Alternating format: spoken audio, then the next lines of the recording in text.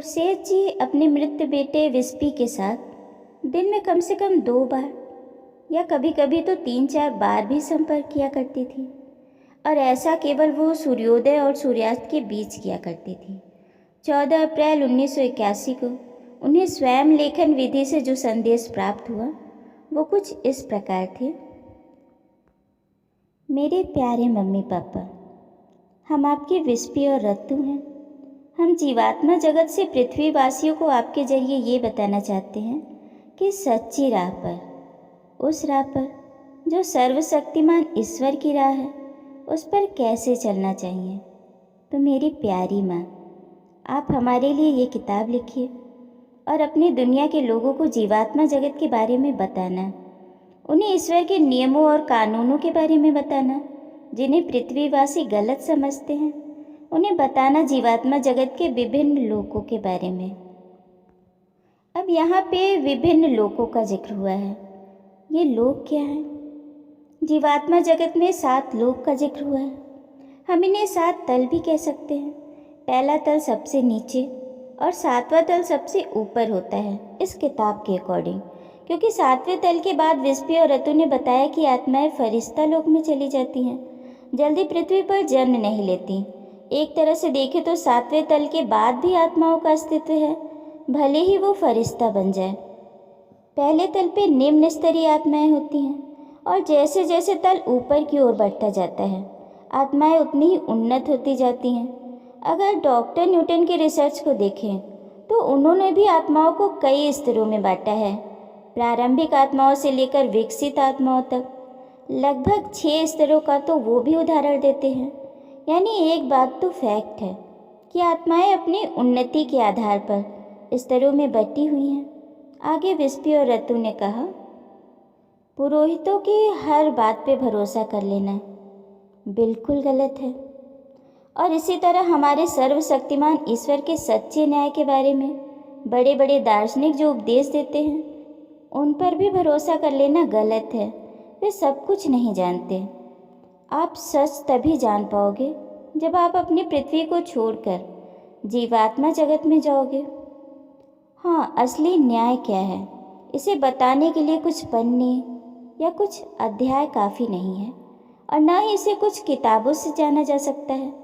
कई युग लगेंगे आपको यह जानने में कि हमारे ईश्वर हमसे सचमुच क्या चाहते हैं।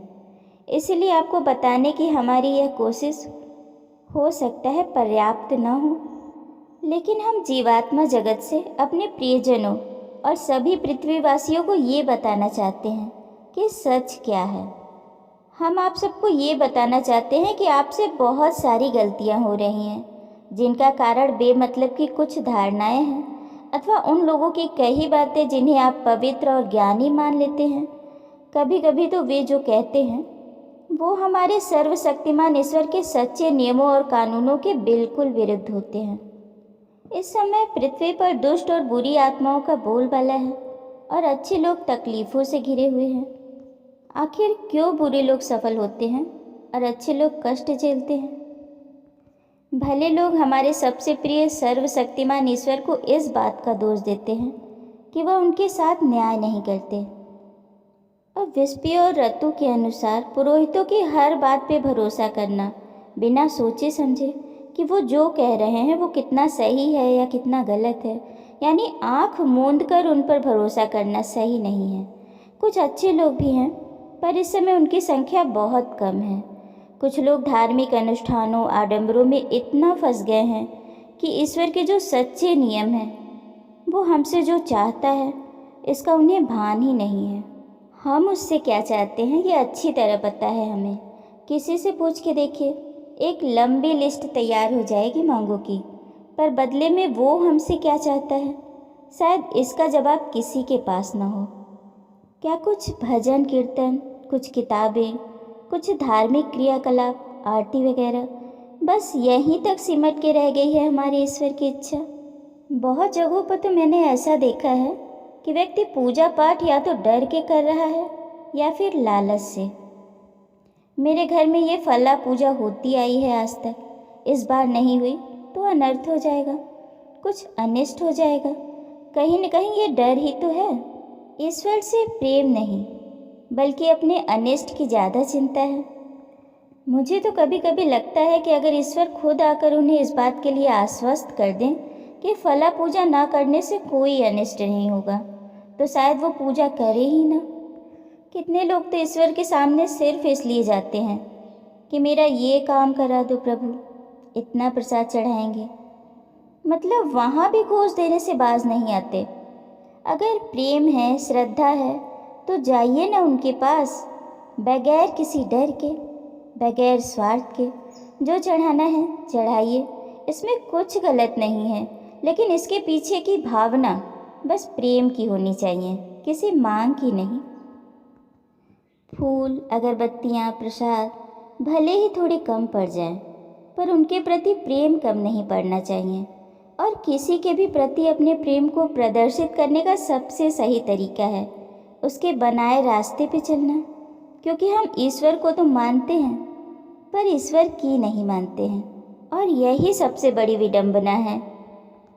रिश्वत लेंगे, कंकड़ में अनाज मिलाएंगे, ईर्ष्या निंदा रस का आनंद लेंगे, सारे 3 पाँच करेंगे और जाके गंगा में डुबकी लगा के सारे पाप धुल लेंगे। क्या लगता है आपको, धुल जाने चाहिए?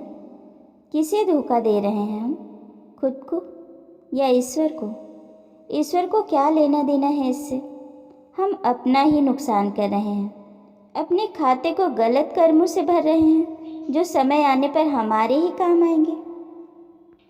तो एक बार इस बात का चिंतन जरूर करिएगा कि आखिर ईश्वर हमसे चाहता क्या है, हम उसे क्या दे सकते हैं। खोजिएगा ज़रूर। तो मिलते हैं अगली वीडियो में।